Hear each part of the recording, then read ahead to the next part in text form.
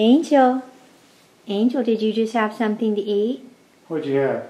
Did you have some lentils and some coconut? Was it good? Was that good for a little wolf? Are you turning into a vegan wolf? She is when that's all her mama gives her. Yum. So today is October the 19th, 2009. It's Sunday. We're going to make some juice today. Alright. Looks like the juice fairy has brought us a Hurom slow juicer today. So what's the concept behind this juicer? The concept behind this juicer is that it's a slow speed juicer in a tight box. Does Angel require something? She does. Let's go outside now. Oh.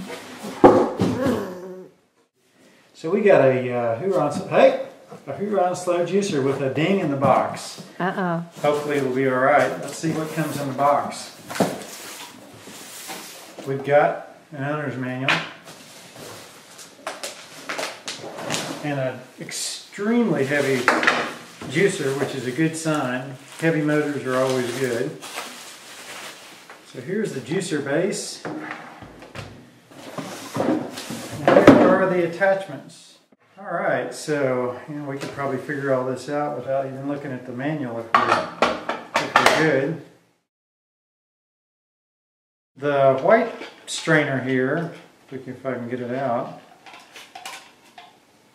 So this white strainer, you'll notice, has really fine mesh. The white strainer has a really fine mesh. The yellow strainer has a coarser mesh, so this is going to give you more fiber in the yellow one.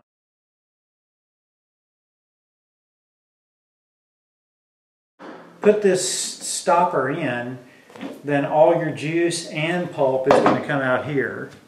And if you take the stopper out, then you'll have juice come out here and pulp come out here. Oh, okay. So that's the concept of homogenizing. So Yeah. if you're homogenizing food and you desire everything to come out together, just ground up, then you put that in, the stopper in. Is that correct? For homogenizing, yeah. Okay, and when you're making juice, you take it out. Right. And even when you're making juice, save the pulp and do something good with it. Oh, I see. So basically that just blocks the opening. Yeah, so that blocks the opening for the juice. For where the juice comes out. Okay. Yep. Cool. Okay. All right, so we're going to go and what we'll do is we'll set the juicer up and then we'll run some water through it to clean it and make some juice. All right. Cool. So the other thing to look for is this red dot here, if you can see that where my finger is on the outside, and there's a red dot on the inside here.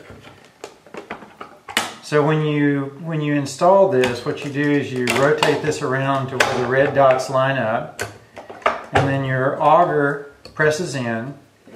And then on this gizmo here, on the feeder tube, there's an arrow. So you line those up where you've got all the dots lined up, and then to lock this in place, you just turn it.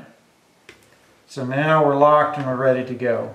It's kind of like a food processor. Yeah, so it's kind of like a food processor. So it's set up so you make sure that you've got it all hooked up correctly.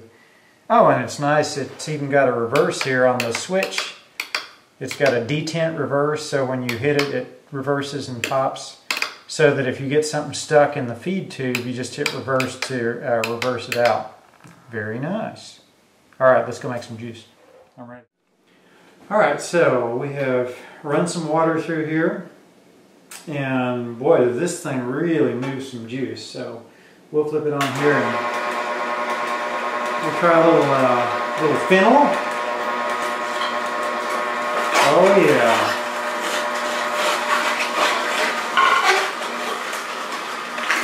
Notice how this thing is pulling the material through. A lot of the twin gear and single gear juicers that are horizontal, you have to really jam things through. So that was some fennel. Now we've got some dandelion greens.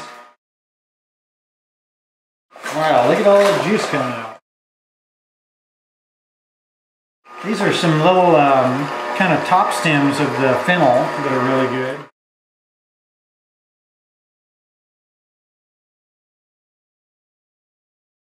We got some bell peppers with the seeds still on. This was stuff that kids just ate and left in the fridge, so we're just going to use it all up. Got some tomatoes that the kids left in there.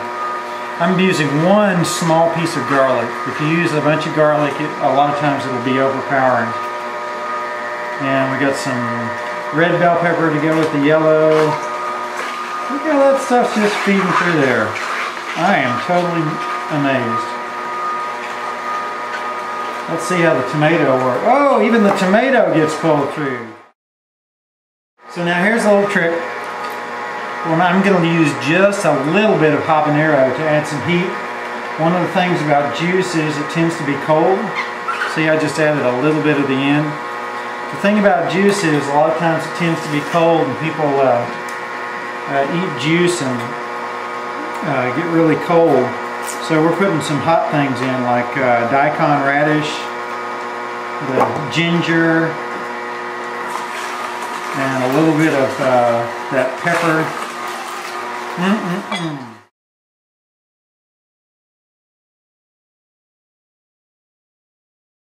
Alright, so it does require a little bit more greens.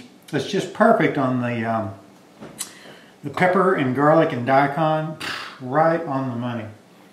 So a little bit more greens, a little bit more carrot to sweeten it up just a little bit.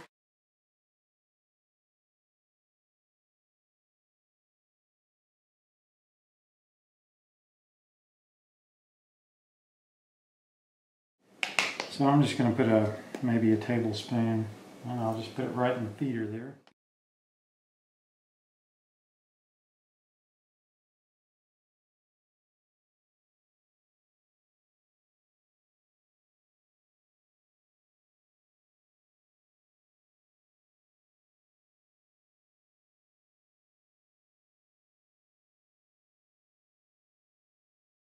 I've been saving the pulp from juice and mixing it in with my dog's food.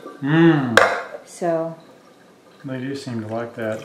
And boy, are they regular. It's good fiber for them. You like some? Oh, is it too wild? Taste. Might be a little too wild for me.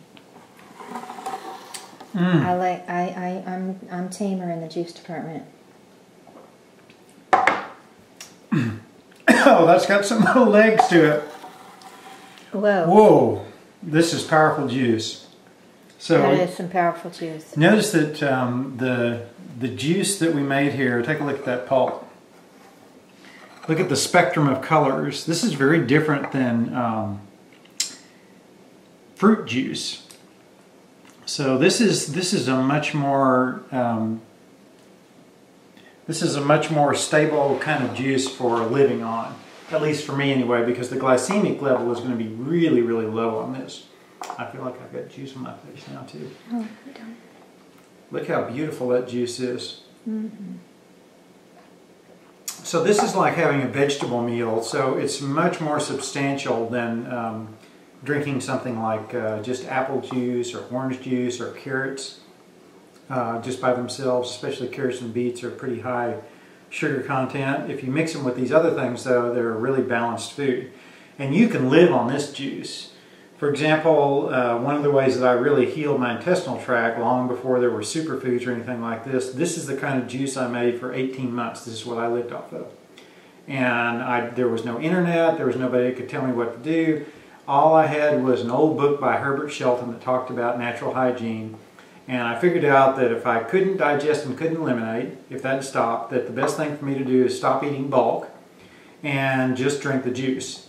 So I guess that was my first experience with juice feasting back in that would have been around 94 or 5. Actually the end of 93 and through 94. So there you go, that's the juice, kind of juice that I make. And actually, probably next time I'll put maybe 2 or 3 tablespoons of the Fiesta Mole in just to add that extra oil that the hemp and coconut bring, just to make it a little bit more, even more rounded in flavor. And that's it. Enjoy your juice. Hey, make a video of your juicing and send me a link.